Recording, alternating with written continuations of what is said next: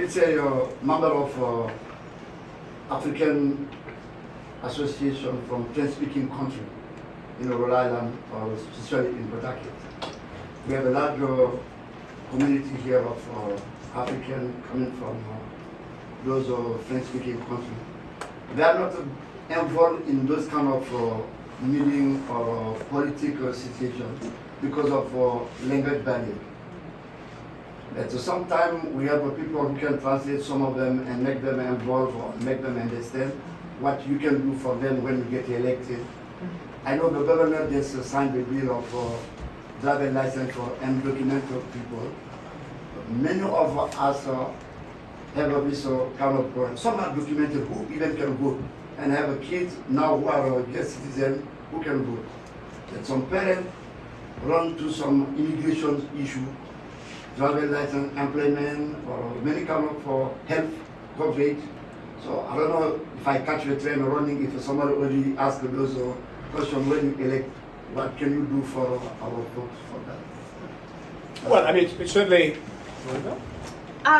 I think that one of the biggest ways we can help people in the situations that you described is to fund legal aid agencies in order to provide no cost or low cost representation for folks to navigate the various problems that they're encountering. That is sorely needed and desperately underfunded in the state. So I'm, the driver card that you're talking about.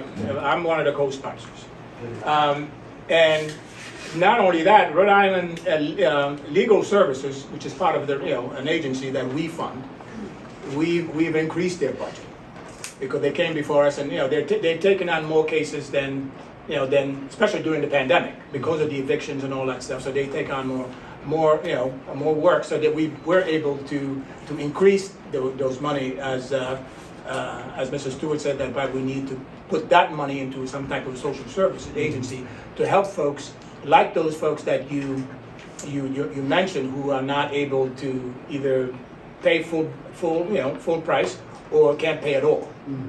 So those services exist now, and I happen to be from one of those countries that you speak about, Dakar. So and I not only that, there used to be an organization right here down, now it's BIFCAP, right on West Avenue. There used to be an organization that was run by some of those exact same type of folks that you're talking about. Mm-hmm. Yeah, but like you just mentioned, some institution who can help them with a low cost or no cost.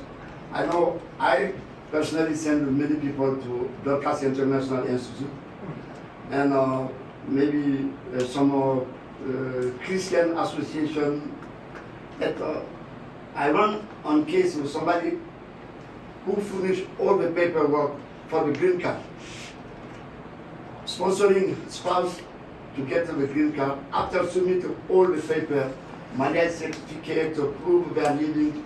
Still, they are asking more detail, saying they didn't furnish enough proof they are married. Living in same apartment for more than 2 years, having same key bank account, same bank account, name on insurance for the cars. All those social events, picture and everything. Still, they are asking more evidence of proving they are married. So I don't know if those kind of situation, what you can do for them. Mohammed. So, but those issues are immigration issues. So I mean, right. that certainly would be a federal. That certainly we at the state level have very little, if any, sway over that. I mean, obviously our congressional delegation. Mm-hmm. I mean, the Congressman Cicilline, Langevin, or White House, or Senator Reid, mm-hmm. probably have more sway over that. I mean, but that's definitely an immigration issue that between the lawyer and or whoever is filling out that application and the federal government. Okay. Yeah, because that's why those kind of problems they run to. Like I said, many of them are in good status of immigration, but sometimes running against those kind of situation, and they will say, oh, you can talk to your state representative, or you can talk, like we say, to your what you call senator, Yeah. writing letter to them. So, like I say, we can confuse to you starting at one level and go to another one, because they don't know who to talk to and what to address to who. But by starting with one point which can lead to a better position to get the help, maybe can start from you, because maybe you are the close person first to talk to. And like you say, when you take it to that next level, that will have more power than if the person walk in. So and I'm raising that for lots of people also.